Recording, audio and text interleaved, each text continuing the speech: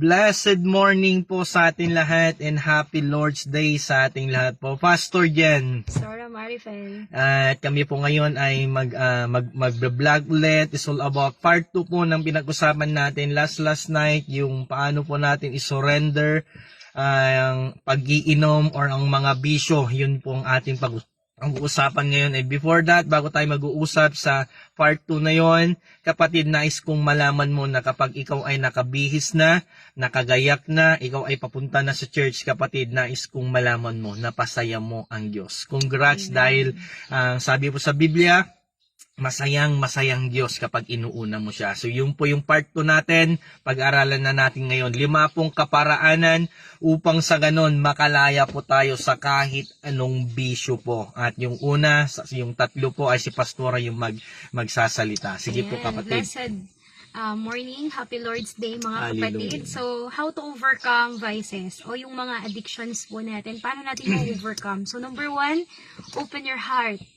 and allow God to enter. Wala nang iba.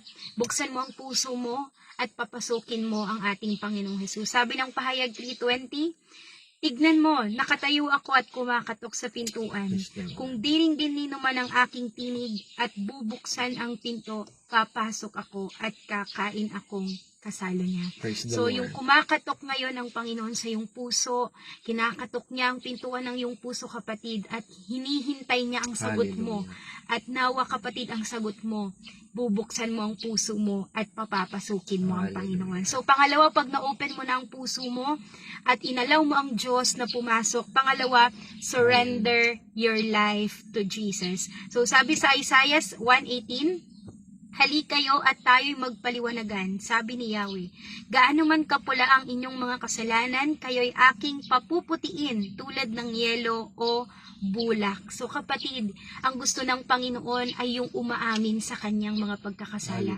Dahil alam niyo po, wala pong ibang solusyon para tayo po'y mapatawad, kundi sabihin, aminin, i-confess mo lahat ng mga pagkakasala mo sa Panginoon. Dahil sa iyong pag-amin, nandoon ang iyong paglaya, kapatid. Kaya ang tunay na nagwawagi ay hindi yung mga sumusuko doon sa mga problema, kundi ang tunay na nagwawagi ay yung sumusuko sa ating Panginoon ng kanilang buhay. Kaya isurrender mo yung buhay mo kay Jesus at siya ang bahalang magpatawad sa lahat ng mga pagkakasala mo. At ang pangatlo, ito napakaganda po, allow the Holy Spirit to guide you. Ang sabi ng pangalawang Korinto 3:18, at ngayong naalis na ang talukbong, nagniningning sa ating mga mukha ang kaluwalhatian ng Panginoon.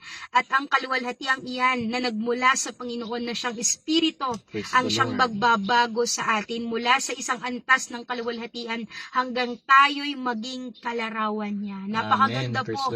So kung nasa iyo ang banal na Espiritu, siya ang unti-unting magkukonvict sa atin para gumawa ng mabuti at ang kalooban ng Panginoon. Kaya sabi rin ng Galatia 5:25, kung binigyan tayo ng buhay ng Espiritu, mamuhay rin tayo ayon sa Espiritu. Kaya ngayon po, kapatid, huwag ka nang lumakad sa laman. Lumakad ka na sa kagustuhan ng banal na Espiritu at tutulungan ka niya kung paano mo iiwasan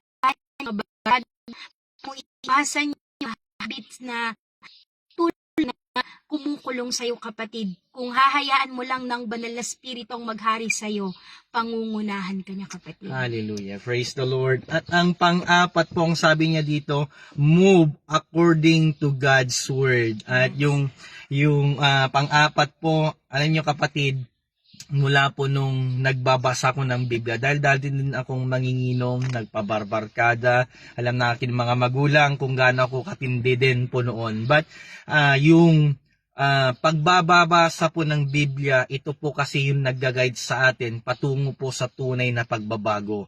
Dahil ang nagbabasa po ng Biblia, lalo na po pag may nabasa ka, ina-action mo, pinapapasok mo sa puso mo, isinasagawa mo, naniniwala ko, God will turn you from darkness into light. Dahil po, naliliwanagan na ang iyong puso, naliliwanagan ang iyong isip, Dahil sa pagbabasa mo, isinasakotoparan mo mga nababasa mo, naniniwala ko, makakalaya ka sa anumang bisyo. Anong sabi niya po dito? 2 Corinthians 5 verse 17, sabi niya dito, kaya't kung nakipag-isa ka kay Kristo, ang isang tao ay isa na siyang bagong nilalang, wala na ang dati niyang pagkatao, sa halip ito'y napalitan na ng bago. Bakit ka nakikipag-isa kay Kristo? Alam niyo po ba, the Bible is the love letter of God into you and to me. Kaya kung yung love letter ni Lord binabasa mo, isinasagawa mo. Kaya allow the Word of God na siya po ang mag-guide sa iyo sa inyong pamumuhay. Panglima po, find the full gospel church. Bakit full gospel? Dahil marami ding church na kalahati lang yung pinaniniwalaan.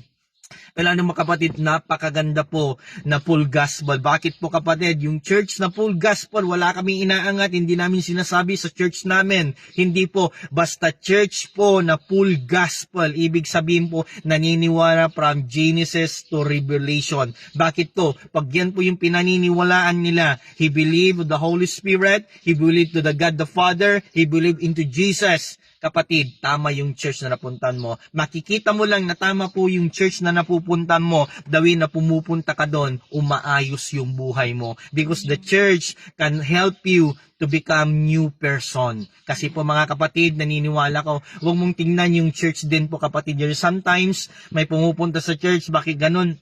Ang tagal na nila nagbibis. Huwag mong tignan, kapatid, naniniwala ako kapatid. Church can help you lang po, hindi po ang church na magbabago ng buhay. Ang church ay nag-guide lang, hindi po yung church yung nagbabago, bakos ang church po dapat napuntan nyo, mai-guide kanya ng tama sa patungo sa pagbabago. Mga taga-Efeso chapter 2 verse 19, sa mga tuwid hindi na kayo dayuhan o taga-ibang bansa, kundi kababayan na ng mga hinirang ng Diyos, kabilang na sa kanyang sambayanan. Kapatid, wala pong tamang church na nabasa sa Biblia. At ang tamang church lang na alam ko kapatid, ito po, mga kapatid, kapag mo pumupunta ka sa church na yan, ay nagiging close ka lagi kay Lord. Nagiging deeper yung relasyon mo kay Lord. Nababago ka. Tama na yung church na napuntan. Ngunit yung church na pinuntahan mo until now, hindi ka nababago. Because naniniwala ko, dapat ang isang church sa powerful church. At praise the Lord, dahil po sa church, ang mga tatay na pumupunta doon, sila na mismo nagte-testimony na ilang taon na silang tumigil sa pagsusugal. Ilang taon na silang tumigil ng pag-iinom ng alak, paninigarilyo, at purihin po ang Diyos na buhay dahil tunay na tapat at hindi nagbabago ang ating Diyos. Kaya kapatid, yung una, how to overcome our mga bisyo po natin. Yung una, open your heart and allow God to enter. Pangalawa, surrender your life and allow the Holy Spirit to guide you. Yung pangatlo, pang-apat po, move according to God's Word. At ang pinanghuli, humanap ka ng simbahan na makakatulong sa pagbabago mo. Nawa kapatid, sa umaga na to, help us to pray. Ngayon na po yung evangelism anniversary po sa Pidigan Abra. Nawa po maraming maliligtas at tanggapin si Jesus bilang Savior po nila. Gumawa kami kahapon, pinakilala na namin kahapon si Jesus. Ang Diyos na po ang nagtakda kung sino yung mga pupunta. Ito yung sinasabi ko, walang lugi po sa nag-uuna sa ating Diyos na buhay. Yes. Purihin po ang Diyos na buhay. So, I'm Pastor Jens. Hallelujah. So kung wala ka ding mga church pa na dinadaluhan, open na open po ang aming simbahan. Christ the Way of Salvation, Divine Covenant International Church. Hallelujah. Sa Rosales po sa main, sa 3rd floor po kami ng Farmaciaong. At tuwing hapon naman po ng alas 5, doon po kami sa San Pedro East. Ayan, doon po sa pabahay. Welcome na welcome po kayo kung wala pa po kayong dinadaluhan na church. Willing po kaming tulungan kayo at ipanalangin. So, yun lamang po. And Pastor Jen, Pastora Marifel, to God be the glory. God bless.